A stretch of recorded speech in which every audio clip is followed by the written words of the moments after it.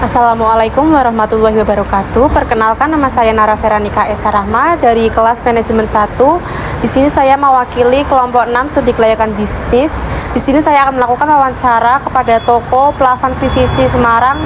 Langsung saja ke narasumbernya. Pengajar soal nyari data soal Di sini usaha bidang apa ya, Pak? kita nggak ini masuknya retail mungkin. Oh iya. Retail bahan-bahan Bangunan. Oh, kalau boleh tahu produknya apa saja ya, Pak? kita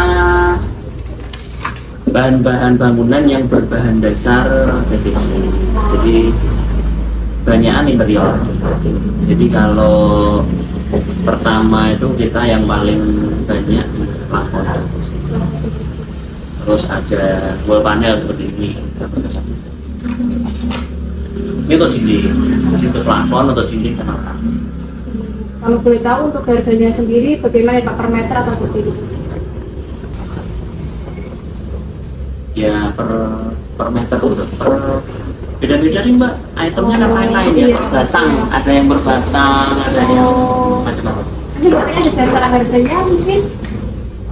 Ada. Oh iya. Terus untuk di sini karyawannya ada berapa ya, Pak? Karyawan yang tetap itu saya sendiri karyawan ya Mbak ya, 1, 2, 3, 4. Pak, untuk gajinya mungkin per bulan? Gajinya kalau saya ada ya gaji pokok ya Mbak ya, gaji pokok itu UMR Semarang ya. Semarang 3,2, admin itu juga, cuman kalau untuk yang helper sama driver belum. Oh, belum segitu.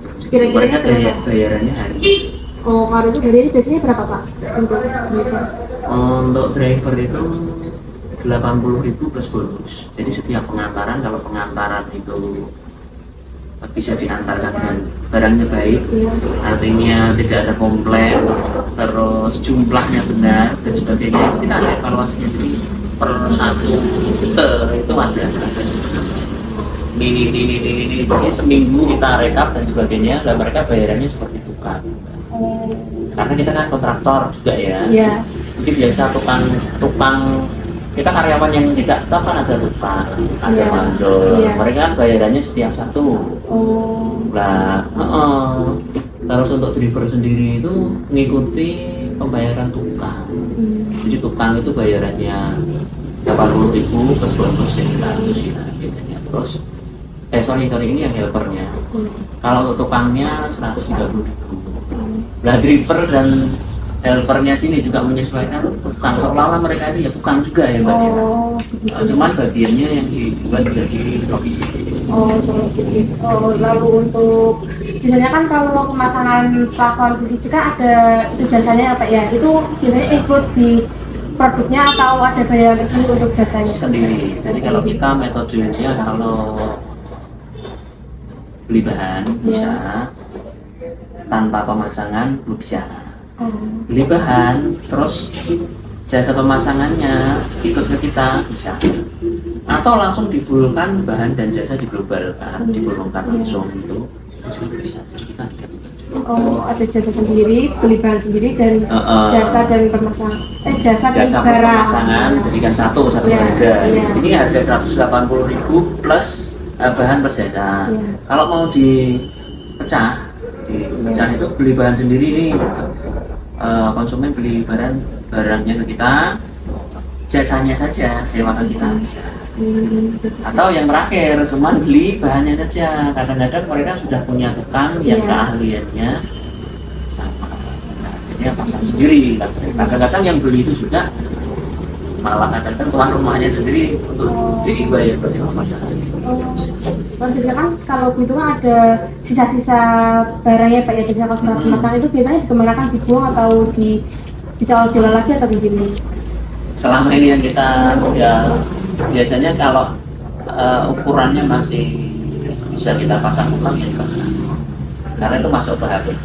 Iya. Jadi kalau yang sudah kecil-kecil yang tidak ini kita buang, dikasihkan orang, terus bawa teman-teman sendiri itu pada minta apa, minta buat pasang di kamar mandi, pasang di aku.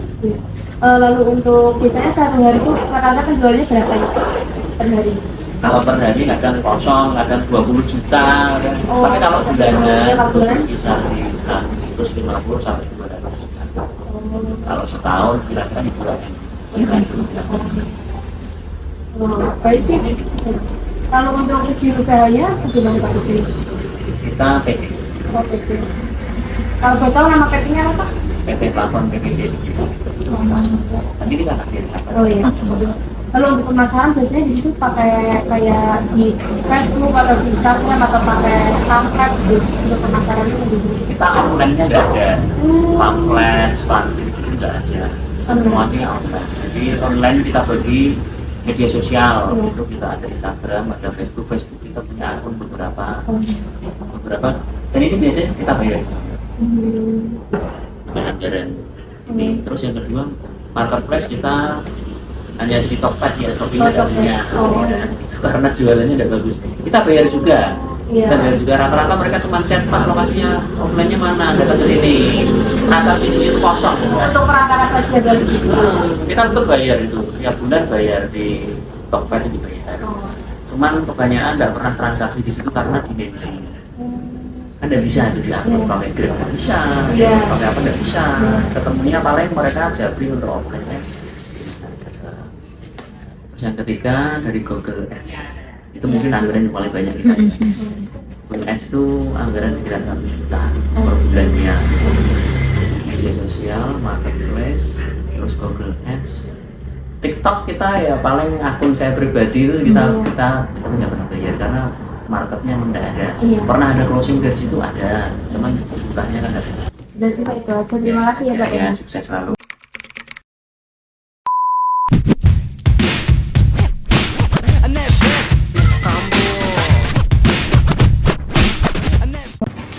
Saya Fania Panasamboja dengan NIM 1222159. Di sini saya akan memaparkan bab aspek pasar dan pemasaran. Aspek pasar yang pertama ada bentuk pasar. Bentuk usaha plafon PVC Semarang ini termasuk ke dalam pasar monopolistik karena terdapat banyak produsen yang bersaing untuk mendapat konsumen yang sama. Adanya diferensiasi produk di mana produknya hanya plafon tetapi ada perbedaan antara kualitas, bahan, dan harga. Yang kedua ada permintaan dan penawaran. Untuk permintaan pada usaha plafon PVC Semarang ini merupakan jenis permintaan potensial karena pelanggan yang datang hanya jika mereka membutuhkan plafon. Untuk penawarnya sendiri, usaha plafon PVC Semarang ini menawarkan berbagai produk jenis plafon yaitu PVC, PVC, list dinding, list figura, dan hollow. Masuk ke aspek pemasaran, yang pertama ada segmentasi perilaku. Usaha plafon PVC Semarang menargetkan bagi konsumen yang membutuhkan kebutuhan interior bangunan khususnya plafon. Yang kedua ada segmentasi geografis. Usaha plafon PVC Semarang ini menargetkan pelanggan yang tinggal di dalam cakupan wilayah Semarang atau di luar wilayah Semarang. Kemudian yang kedua masuk ke strategi yang digunakan pada usaha plafon PVC Semarang adalah marketing mix atau bauran pemasaran yang berkaitan dengan 4P. Yang pertama ada flash. Usaha atau bisnis plafon ini harus memiliki letak yang strategis, tetapi sayangnya pada bisnis ini memiliki letak yang kurang strategis walaupun berada di tengah kota. Kemudian yang kedua ada produk. Usaha atau bisnis ini menjual produk dengan berbagai jenis plafon dan stok produk plafon selalu memenuhi permintaan. Yang ketiga ada price. Usaha atau bisnis ini memiliki harga yang terjangkau dan memiliki standar harga sesuai dengan kualitas yang dimiliki perusahaan. Yang keempat ada promotion. Usaha atau bisnis plafon ini menggunakan strategi marketing mix, bekerja sama dengan marketplace seperti Tokopedia. Biasanya marketplace ini hanya sebagai perantara untuk orang melihat saja. Untuk transaksi pembeliannya tetap offline atau datang ke toko, tetapi bukan berarti tidak melayani secara online. Kemudian yang ketiga ada analisis SWOT. Untuk strength, yang pertama, plafon PVC memiliki bahan dan kualitas yang sudah terjamin bagus. Yang kedua, lokasi usaha ini tidak memiliki banyak pesaing di sekitarnya. Yang ketiga, usaha toko plafon ini sudah memiliki banyak pelanggan loyal. Untuk weakness, yang pertama, usaha plafon ini memiliki banyak kompetitor untuk menarik pelanggan yang sama. Yang kedua, usaha ini memiliki cover bangunan yang kurang menarik atau kurang rapi. Yang ketiga, usaha plafon ini memiliki letak yang kurang strategis. Untuk opportunity, yang pertama, usaha plafon ini sangat menguntungkan karena banyak peminatnya. Yang kedua, permintaan plafon atau furniture yang selalu meningkat. Untuk trade, yang pertama, persaingan yang ketat dengan usaha plafon yang dimiliki perusahaan lain di sekitarnya. Yang kedua, adanya kerusakan saat pengiriman barang. Aspek manajemen. Ada beberapa aspek manajemen. Yang pertama adalah landasan pendirian usaha. Landasan pendirian usaha, dalam setiap usaha pasti memiliki landasan yang melatar belakangi berdirinya usaha tersebut. Demikian pula, usaha plafon PVC Semarang yang dimiliki oleh PT Plafon PVC Indonesia yang dilatar belakangi oleh pembukaan cabang. Selanjutnya ada visi dan misi. Visi yang diterapkan oleh pemilik yaitu meningkatkan sumber daya masyarakat yang berperan aktif dalam kegiatan usaha plafon PVC dan mengembangkan kualitas produk interior dan furnitur bangunan. Kemudian, untuk mencapai visi tersebut, maka PT Plafon PVC Semarang mempunyai misi yaitu untuk meningkatkan kualitas produk, memenuhi kebutuhan dan kenyamanan untuk interior atau furnitur bangunan. Selanjutnya, ada struktur organisasi. Usaha plafon PVC Semarang yang dimiliki oleh PT Plafon PVC Indonesia memiliki struktur organisasi yaitu 9 karyawan, diantaranya ada manajer, mandor, helper, 3 karyawan tetap, 2 tukang, dan 1 supir. Selanjutnya, ada tugas dan tanggung jawab. Tugas dan tanggung jawab dari pemilik usaha plafon PVC Semarang adalah menentukan perencanaan strategi, mengawasi segala aktivitas usahanya, serta menjaga kualitas produknya, serta mengelola keuangan. Sedangkan tugas dan tanggung jawab karyawan adalah menyelesaikan tugas-tugas yang telah diberikan yaitu menjadi kasir, memasang plafon, mengantarkan pesanan, melayani customer, dan lain sebagainya sesuai job desk yang telah diberikan. Selanjutnya ada kebutuhan tenaga kerja. Saat ini, usaha plafon PVC Semarang memiliki 9 karyawan yang bekerja. Pemilik tidak berencana menambahkan karyawan karena dengan 9 karyawan sudah cukup untuk menyelesaikan pekerjaannya. Selanjutnya ada balas jasa tenaga kerja. Sebagai balas jasa tenaga kerja, pasti dalam pekerjaannya memiliki sesuatu yang harus terpenuhi. Balas jasa adalah istilah yang digunakan untuk menggambarkan pembayaran atau penggantian jasa atau pekerjaan yang telah dilakukan oleh seseorang atau suatu pihak. Balas jasa dapat berupa kompensasi yaitu dalam bentuk uang, barang, atau layanan lainnya yang setara dengan pekerjaan yang telah dilakukan. Pembayaran atau penggantian ini dapat disepakati oleh kedua belah pihak yang memberikan jasa dan pihak yang menerima jasa.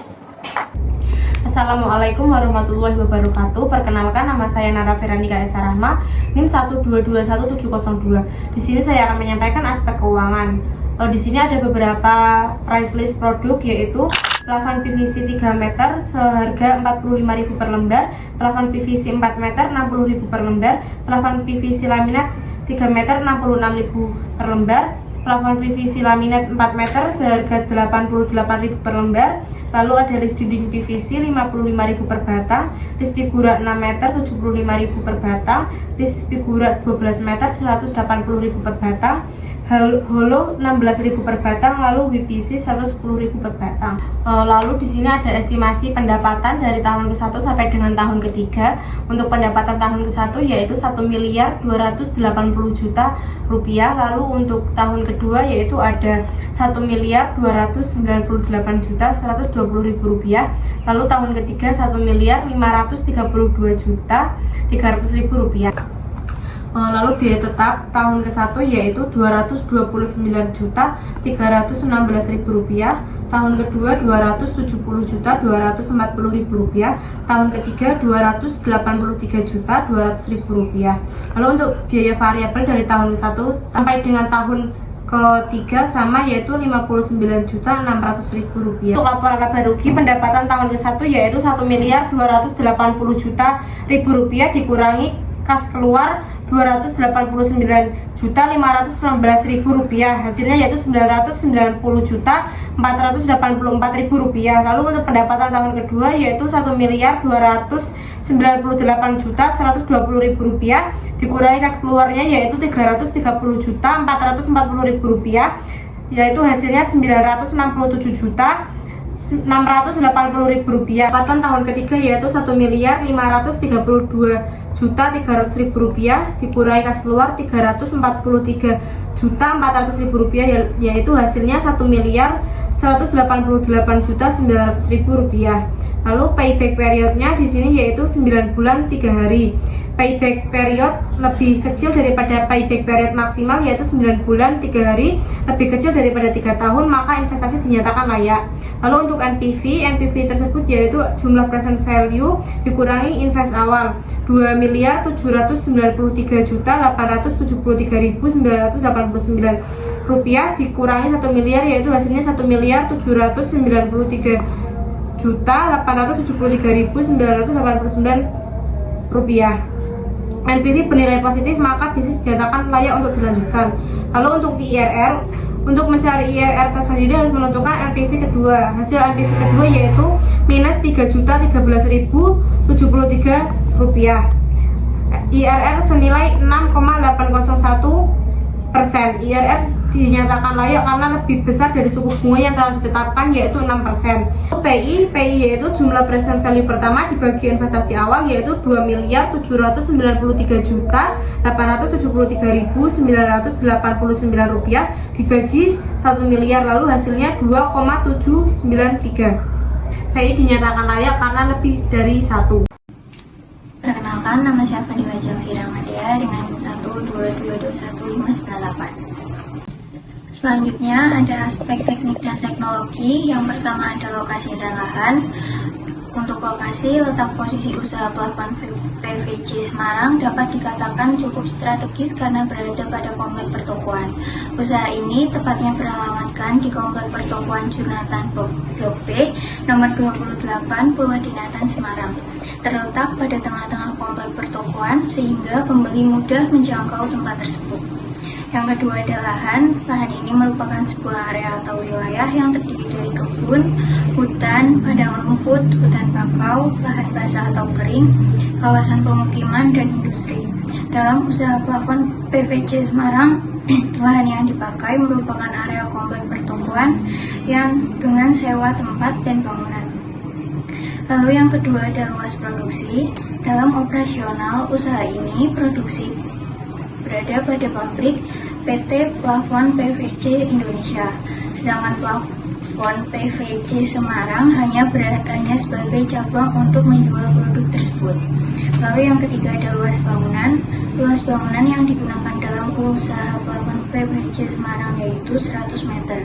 Berikut gambar layout usaha plafon PVC Semarang. Lalu yang keempat ada desain produk atau jasa. Untuk desain produk sendiri yang dirancang dan diciptakan untuk ditawarkan dan dipasarkan kepada konsumen. Dalam usaha plafon PVC Semarang, desain produknya yaitu yang pertama ada plafon PVC figura, yang kedua ada list figura, yang ketiga ada list dinding, ada WPC. Yang kelima, sarana dan prasarana. Sarana yaitu fasilitas yang digunakan untuk mendukung kegiatan operasional. Lalu untuk prasarana, untuk memfasilitasi fasilitas-fasilitas yang ada. Sarana yang digunakan yaitu ada meja, komputer, meteran, ballpoint, dan kwitansi. Untuk prasarana, ada listrik. Kenalkan, nama saya Najwa Nursahla, NIM 1221709. Di sini saya akan membahas tentang aspek lingkungan. Yang pertama ada aspek lingkungan ekonomi.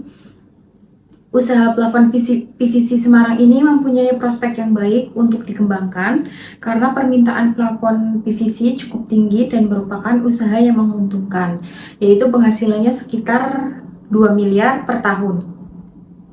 Kemudian ada lingkungan budaya.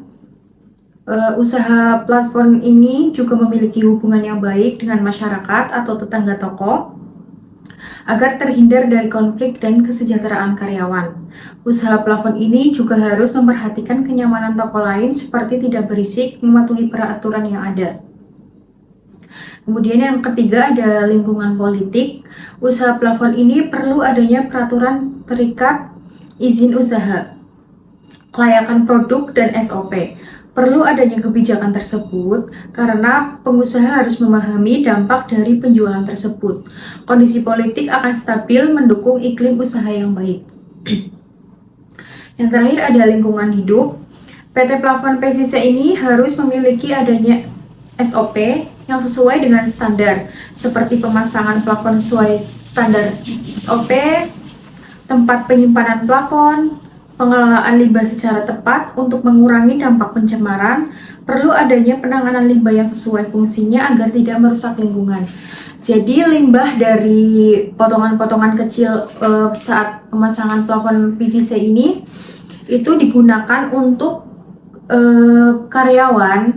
Jadi karyawan itu memanfaatkan sisa-sisa dari pemasangan yang di tempat orang lain itu biasanya dibawa pulang buat digunakan sendiri di rumahnya.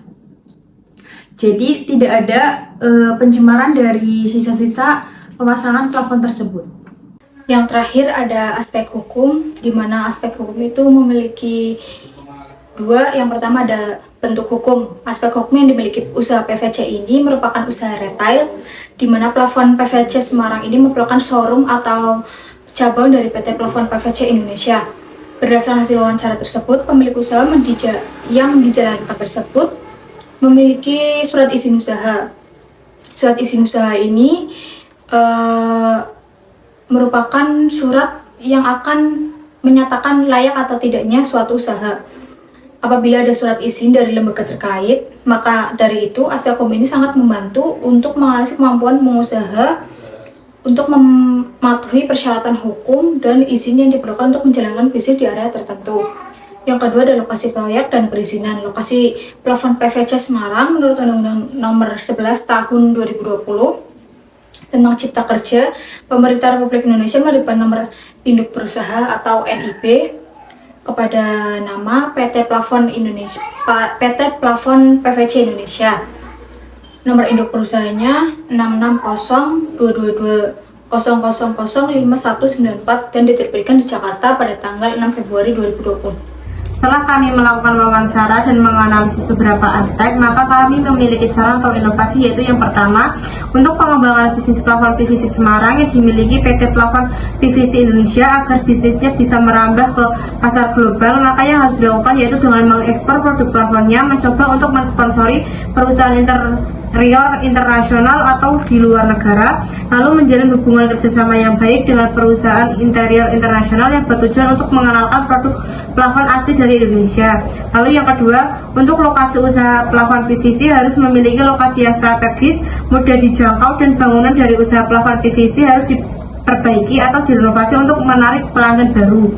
Lalu yang ketiga, untuk limbah plafon PVC, list dinding, list figura, WPC biasanya diberikan kepada karyawan, biasanya digunakan untuk di kamar mandi. Sebaiknya limbah tersebut bisa dijual kembali dengan harga yang murah dengan metode jual per kilo supaya bisa menambah penghasilan.